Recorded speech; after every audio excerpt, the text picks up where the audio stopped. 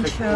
քրեական գործաշրջանակումներ է խոզարկությունները եւ բերման ենթարկեցին արդյոք պարոն Ծառուկյանին ինչ կարգավիճակով ինչ բանալուստներ։ Պարոն Ծառուկյանին ձերբակալեցին, տեղափոխում են քննչական մարմին, այնտեղից էլ դատարան, կալանքի միջնորդություն են ներկայացնելու դատարան, կալանքի համար։ Հաշվով սա է։ Մեղադրանքները մի քիչ շատ ծիծաղալու եւ абսուրդային են, խարդախության օժանդակություն եւ փողերի լվացման օժանդակություն, այսինքն եւ մենք շատ մանրամասների մեջ չենք ներկայացնի, բայց ընդհանուր առմամբ այնտեղ որտեղ Ծառուկյանը կամ նրա հետ որևէ կերպ կապակցված ընկերությունը պետք է ճանաչվեր ուժով, այս դեպքում իրեն վերածել են մեղադրյալի, խոսքը գնում է հայ-իրանական համատեղ առևտրային պալատա ստեղծվել, Ծառուկյանը փորձել է նպաստել, որպեսզի Հայաստան-Իրան հարաբերությունները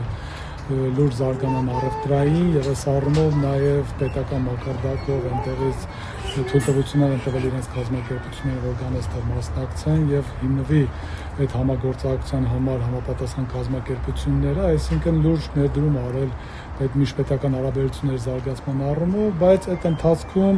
Իրանի որոշ քաղաքացիներ որոշակի չարաշահումներ են թույլ տվել եւ դրա հետ կապված նաեւ այստեղ հաղորդումներ կան ներկայացած նրանց դեմ, բայց քանի որ իրենք էլ օգտվելով իրենց հնարավորություններից Իրանում են համապատասխան հաղորդումներ տվել, այնտեղի նյութերը ուղարկել են այստեղ եւ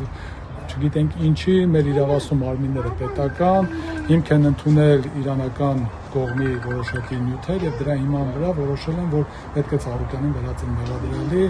այն դեպքում, երբ որ այստեղ ասում են նրա մասնակցության կազմակերպությունը եւ պետք է ուժով ճանաչվի։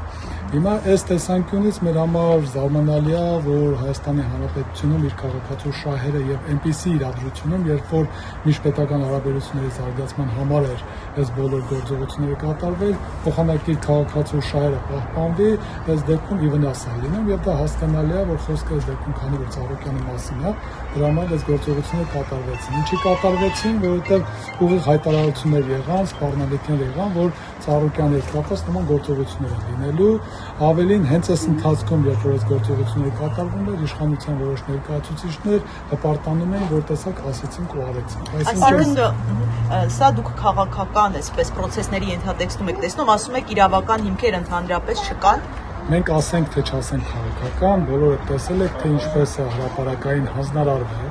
թե ինչ պետք է արվի Ծառուկյանի հետ կապված, նրա գույքերի հետ կապված, ունեցվածքի հետ կապված, այսինքն դա պարբերաբար ասվել է, ընդ որում ասվել է, հիմա ասում են ասեցինք ու արեցինք, եւ գիտեք մի բան էլ ասեմ, այսինքն ինչ է ստացվում, ստացվում է, որ բոլոր քննչական մարմինները, հարկային մարմին, դատախազություն, բոլորը սպասում էին, որ այսօր նույն ժամին բոլորը միաժամանակ սկսեն գործողություններ կատարել։ Այսինքն սա ուղիղ նշանակում է, որ մի կետից հրահանգ է եղել, այլապես 19 թվականին, 20 թվականին, 22 թվականին, 24 թվականին հարուցված ինչ-որ գործերով, այսօր չէր որոշվում, որ մի անգամից տարբեր մարմինների վարույթներում գտնվող բոլորը մի անգամից ակտիվանում են։ Այսինքն մնացած, այսպես ասած, մուլտիգրուպ կոնցերնի ընկերությունները, գիտեք, որ խոզարկություններ են կապարագանվել են, շատերը փաստորեն այնտեղի հետ կապված ոչ մի հարց չկա, այդպես է դուրս գալիս։ Այսինքն հարցը չհասկացա։ Այսինքն ներկայացվեց, որ հայ-իրանական պալատի ստեղծման հետ կապված է։ Տվյալ պարագայում պարոն Ծառուկյանի մեղադրանք առաջադրվի, այսինքն ձերբակալվել է պարոն Սարգսյանի կողմից նշված մեղադրանքներով,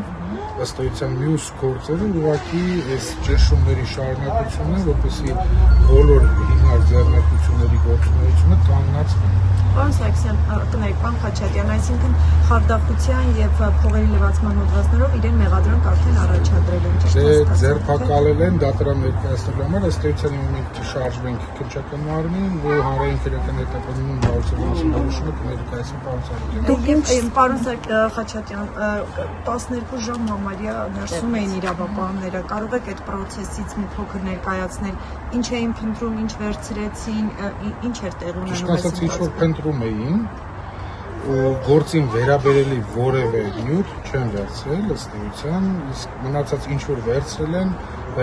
ապօրինի, դրա մասին հայտարարությունները մեր կողմից կատարվել են ու հետագայում բողոքարկման process-ներ կսկսվեն։ Կարող եք ասել, ամեն դեպքում գործին վերաբերելի պատասխանատու կերպով ասում, գործին վերաբերելի որևէ փաստաթուղթ իր առարկա չեն վերցրել։